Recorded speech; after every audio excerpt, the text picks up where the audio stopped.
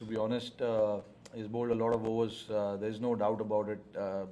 But again, every test match we play, we keep that in mind. The workloads of all the bowlers, in fact.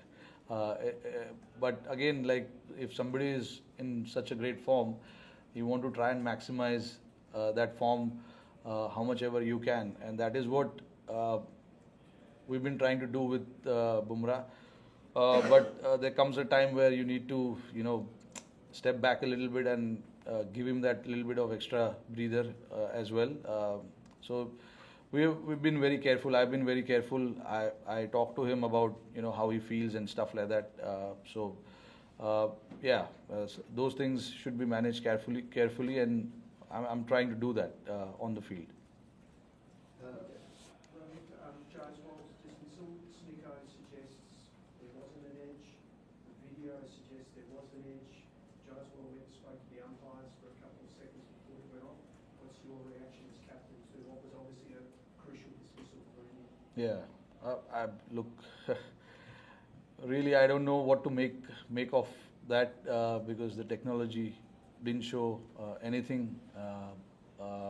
But with the naked eye, it seemed that he did touch something. So I don't know how the umpires want to use the technology.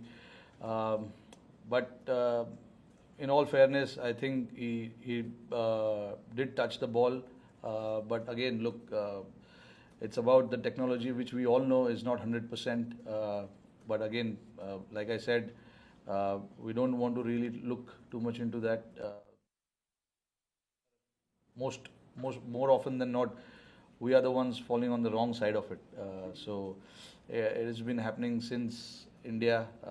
But yeah, that's where I feel we've been a little unfortunate. Captain, of course, one of the stars of this match was Nitish Kumar Reddy. The way he has batted in this series, India's second highest score, an average of more than 60. How do you talked about fast tracking him in India, but now when he's playing like this, showing this kind of maturity in Australia, how do you see his growth and the kind of potential he has with both bat and ball? No, look, when we saw him for the first time, we saw there is a lot of potential, which is why he came here in the first place. And he's come and shown here what he's capable of. With the bat, he was brilliant. He understood the situation pretty well, read the situation pretty well, and he's got solid technique as well. And superb mind, not to forget, is very strong character. He wants to fight it out there. Right now it's very hard to say the growth part because it's only been 4 test matches for him, and I hope that he plays for long enough for India in all forms and keeps doing what he does. From here he obviously he's only going to go up because he's got all the tools to be very, very successful at this level. Thank you.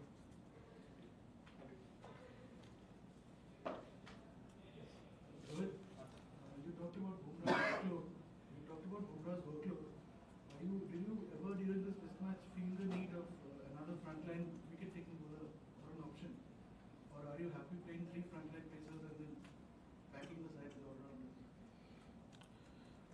Look, Akash and Siraj are the frontline seamers. It's just that they've been very unfortunate not to be seen on the wicket column. Siraj especially is bowling his heart out.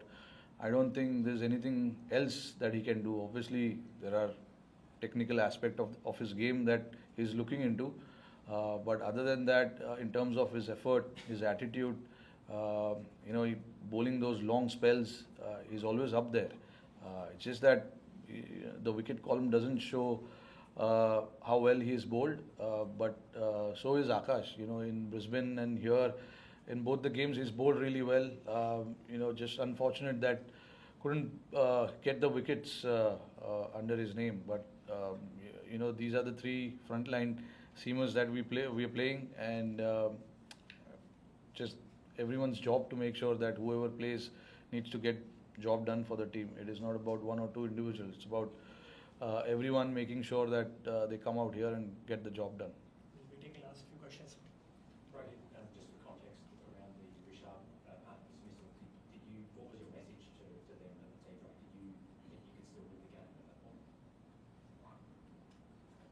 During tea, what was the situation? You needed around 6 and over, yeah, 7. Rishabh's a good player. He's a good player. There's no doubt. I mean, it's obviously when you come here chasing 340 in mind, you know, we did that last time around. So there's no way that we were not thinking of the target.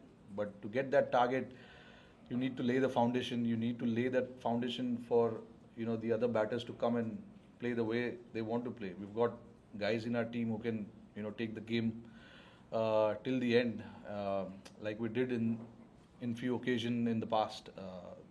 Unfortunately, when Rishabh got out, obviously we lost a couple of wickets right after that, and then we knew that it was always going to be tough.